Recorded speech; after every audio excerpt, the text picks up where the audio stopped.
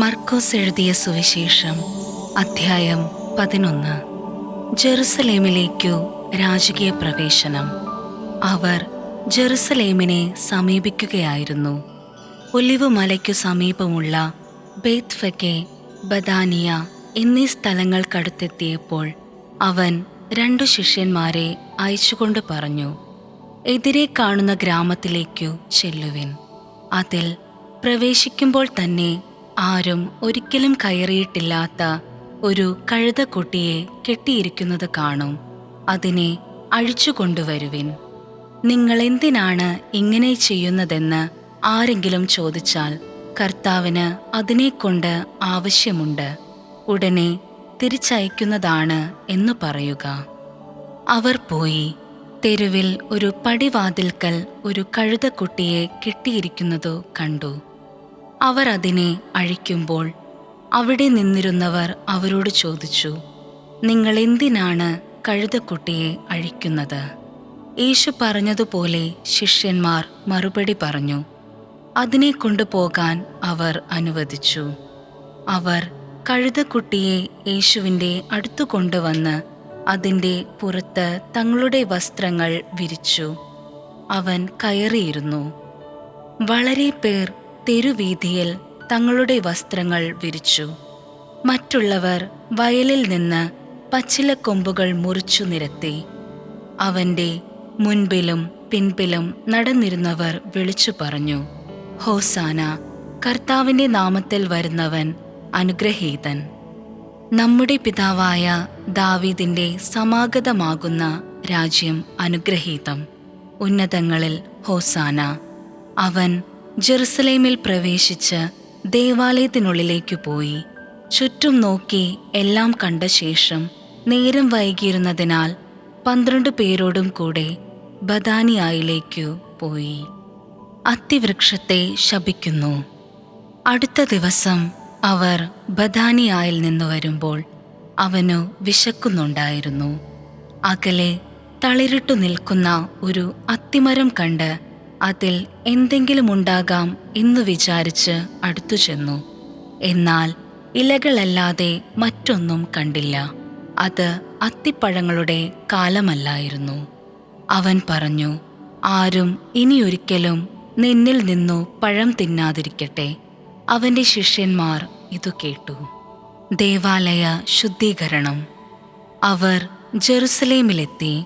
അവൻ ദേവാലയത്തിൽ പ്രവേശിച്ച് അവിടെ ക്രയവിക്രയം ചെയ്തുകൊണ്ടിരുന്നവരെ പുറത്താക്കാൻ തുടങ്ങി. നാണയമാറ്റക്കാരുടെ മേശകളും പ്രാവു വിൽപ്പനക്കാരുടെ ഇരിപ്പിടങ്ങളും അവൻ തട്ടിമറിച്ചിട്ടു. ദേവാലയത്തിലൂടെ പാത്രങ്ങൾ ചുമന്നുകൊണ്ടുപോകാൻ ആരെയും അവൻ അനുവദിച്ചില്ല.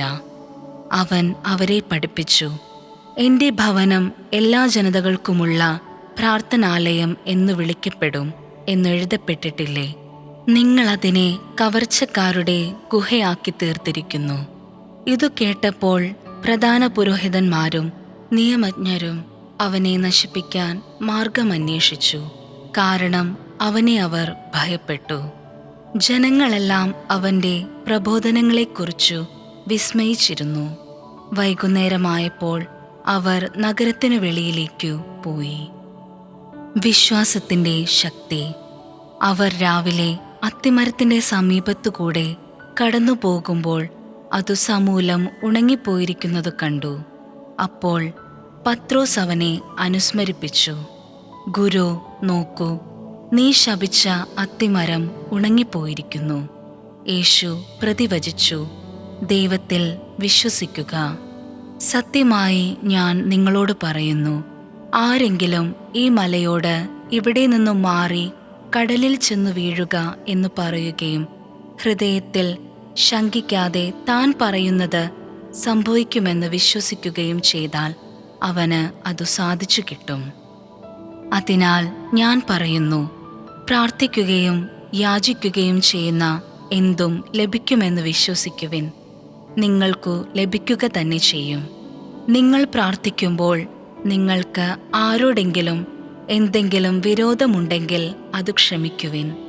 അപ്പോൾ സ്വർഗത്തിലുള്ള നിങ്ങളുടെ പിതാവ് നിങ്ങളുടെ തെറ്റുകൾ ക്ഷമിക്കും. യേശുവിൻ്റെ അധികാരം.